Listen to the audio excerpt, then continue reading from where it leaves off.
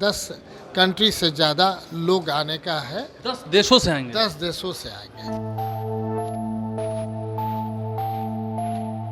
जिस दिन बिहार जैसे 4 स्टेट हैं, बड़े से बड़े इकोनॉमिस्ट पूरे इंडिया के वर्ल्ड के कह रहे हैं कि इन 4 स्टेट का इंफ्रास्ट्रक्चर से लेकर आप डेवलप करिए। जो हर एक व्यक्ति जो रोजी रोजगार के लिए बाहर जा रहा है, वो उद्योग, छोटे कुटीर उद्योग खोले और बड़े उद्योग के साथ वो काम करने का प्रयास करें। नमस्कार, मेरा नाम आलोक है। आप लाइव टीवी देख रहे हैं बिहार इन्वेस्ट। बिहार है तैयार, आइए बिहार में निवेश कीजिए। हमारे साथ समीर महासेठ जी मौजूद हैं, बिहार सरकार के उद्योग मंत्री हैं।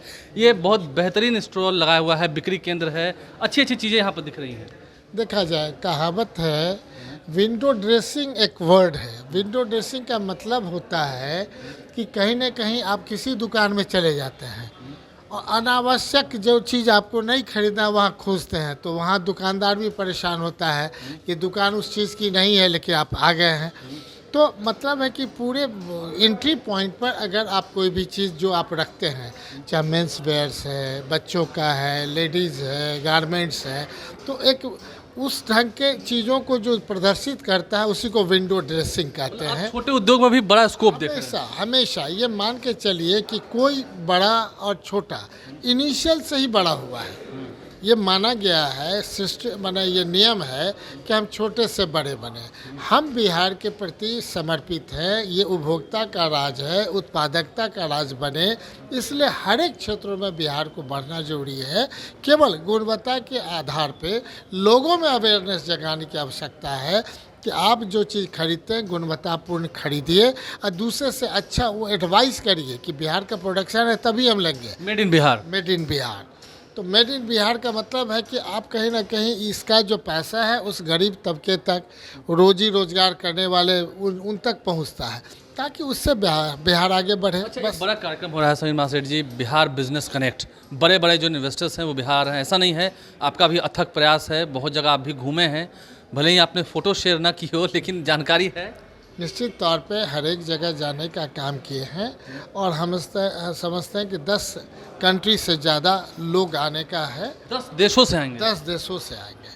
पर्पस है कि आने का केवल नहीं है, घूमने के लिए नहीं आ रहा है, कोई टूरिज्म पॉइंट ऑफ व्यू से नहीं आ रहा है, इंडस्ट्रीज़ के लिए आ रहा है। तो यहाँ उद्योग लगेगा। जी जी जी, उद्योग लगेगा। नहीं, बहुत लोग तो अभी पूछते हैं बिहार में काबा। हाँ, तो काबा वो पता चलेगा, क्योंकि बिहार नहीं है तो देश नहीं है, हम इतना कहते हैं। बिहार नहीं है तो देश नहीं है। देश नहीं है। बिहार आगे नहीं बढ़ेगा तो देश आगे नहीं बढ़ेगा। कोई बड़का से बड़ा इकोनॉमिस्ट को बैठा लीजिए, देश का पर कैपिटा इनकम जो नहीं बढ़ रहा है उसके पीछे रीज़न वही है। बिहार को आप नहीं ग्रो करा रहे हैं तो कहाँ से देश बढ़ेगा। जिस दिन बिहार जैसे 4 स्टेट हैं, बड़े से बड़े इकोनॉमिस्ट पूरे इंडिया के वर्ल्ड के कह रहे हैं कि इन 4 स्टेट का इंफ्रास्ट्रक्चर से लेकर आप डेवलप करिए। और 3 ही डिमांड है। एक, नेपाल से हमारे जो पानी आता है स्थायी समाधान का है कि बांध बने, बिजली का उत्पादन हो, और नेपाल भी तैयार है। और हम तो ये कहते हैं कि नेपाल को हम धन्यवाद देंगे, पानी आपको दे रहा है, अब उसको कि नहीं, जो अभिशाप है उसको वरदान में बदलिए ना। बैठ को अवसर में बदलिए जी, नहीं तो पानी के बिना इंडस्ट्री चलेगा, आप यहाँ देश क्या देंगे? चलेगा। बड़े बड़े निवेशकों को ठीक है, आप बुला तो रहे हैं बिहार में इन्वेस्ट करने के लिए, क्या देंगे आप निवेशकों को? निश्चित तौर पे इसीलिए हमारा कहना है कि विशेष राज्य की दर्जा का सेकंड डिमांड है। क्यों? हम मैक्सिमम इंसेंटिव दे। अभी हम कहते हैं कि 50 करोड़ लगाओगे तो 7 वर्षों में तुमको 50 करोड़ का इंसेंटिव देंगे, जो हमारा प्रायोरिटी सेक्टर में। हम बाद में कहेंगे अगर हमारा विशेष राज्य का दर्जा होगा, भारत सरकार से ढेर सारा हमको ग्रांट मिलेगा और लेने में सक्षम होंगे। कम पैसा हम अपना मार्जिन में मनी लगाएंगे और पूरा पैसा लेंगे। अगर कहीं पर दुकान पे चले जाइए, अगर कोई बैंक वाला कि नहीं अगर कहता है गाड़ी खरीदने जाते हैं तो मिनिमम 50% आपको देना पड़ेगा, तब हम मोटरसाइकिल देंगे, गाड़ी कितना बिक्री होगा।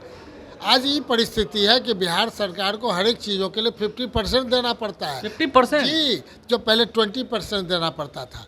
ये बात समझने का है। तो कहाँ से कि नहीं बिहार उतना डेवलप करेगा जो अपेक्षा यहाँ की जनता को है।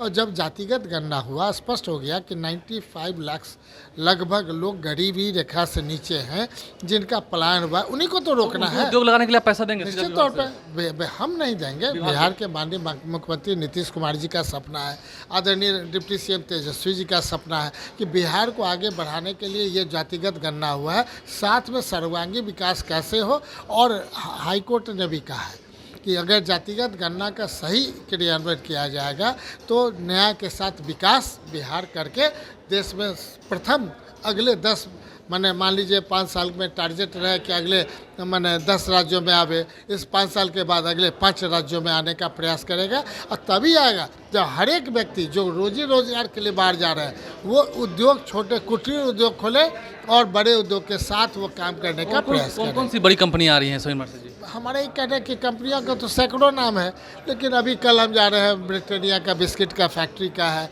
एथेनॉल पॉलिसी आया, बायोफ्यूल पॉलिसी आया, लेदर पॉलिसी, क्लस्टर, कोई बड़ा कार्यक्रम हो रहा है? ढेर सारे वो आएगा। एग्रीमेंट जो करेगा तो आपको तो पता चलेगा ना। कोई युवाओं को रोजगार देंगे बिहार में?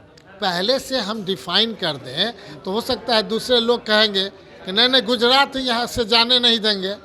यहाँ तो ये है कि बिहार देंगे, जी बिहार का दुश्मन मैं नहीं कहता हूँ, लेकिन लोग ये समझ रहे हैं कि बिहार आगे नहीं बढ़ेगा। हम कह रहे हैं कि बिहार नहीं आगे बढ़ेगा, तुम्हारा देश ही आगे नहीं बढ़ेगा। बिहार है तभी देश है।